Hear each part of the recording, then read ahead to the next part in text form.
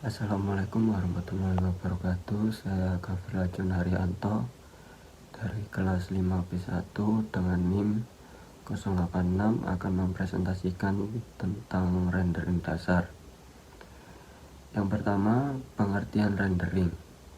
Rendering adalah proses menghasilkan gambar 2 dimensi dari sebuah model atau data 3 dimensi menggunakan komputer. Dalam grafika komputer, rendering berperan sebagai tahap akhir yang menerjemahkan objek digital menjadi tampilan visual yang dapat dilihat oleh pengguna. Rendering digunakan secara luas pada bidang game, animasi, film, arsitektur, dan simulasi visual. Tujuan rendering. Tujuan utama rendering adalah yang pertama, menghasilkan visual objek yang realistis atau sesuai kebutuhan. 2. Menampilkan warna, tekstur, pencahayaan, dan bayangan objek.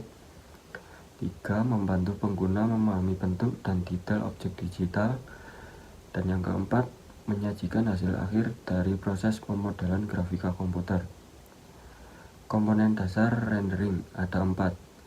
Yang pertama, model atau geometri. Bentuk dasar objek 2 dimensi atau 3 dimensi. 2. Material dan tekstur. Menentukan warna dan detail permukaan objek. 3. Pencahayaan atau lighting, sumber cahaya yang mempengaruhi terang dan bayangan. Dan yang keempat, kamera atau viewpoint, sudut pandang atau posisi pengamatan objek. Proses dasar rendering. Yang pertama, modeling, pembuatan objek 2 dimensi atau 3 dimensi. 2. Texturing, pemberian tekstur pada warna pada objek. 3. Lighting, pengaturan cahaya untuk menciptakan efek visual. Dan yang keempat, rendering, proses perhitungan cahaya dan warna menjadi gambar akhir. Jenis-jenis rendering. Yang pertama, rendering real time, digunakan pada game dan aplikasi interaktif, menghasilkan gambar secara cepat. 2. Rendering offline, mengutamakan kualitas visual tinggi, digunakan pada film dan animasi.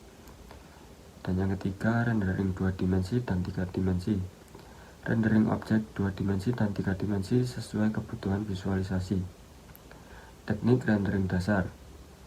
Yang pertama, rasterization, teknik cepat yang banyak digunakan pada rendering real time. 2. Raycasting, teknik sederhana dengan menelusuri sinar dari kamera ke objek. Yang ketiga, ray tracing, teknik lanjutan untuk menghasilkan efek realistis seperti refleksi dan bayangan. Penerapan rendering. Rendering banyak diterapkan pada berbagai bidang, antara lain game dan aplikasi interaktif, film animasi dan efek visual atau CGI, desain arsitektur dan interior, dan yang terakhir visualisasi produk dan simulasi ilmiah. Sekian presentasi dari saya. Bila ada kurangnya, mohon maaf. Wassalamualaikum warahmatullahi wabarakatuh.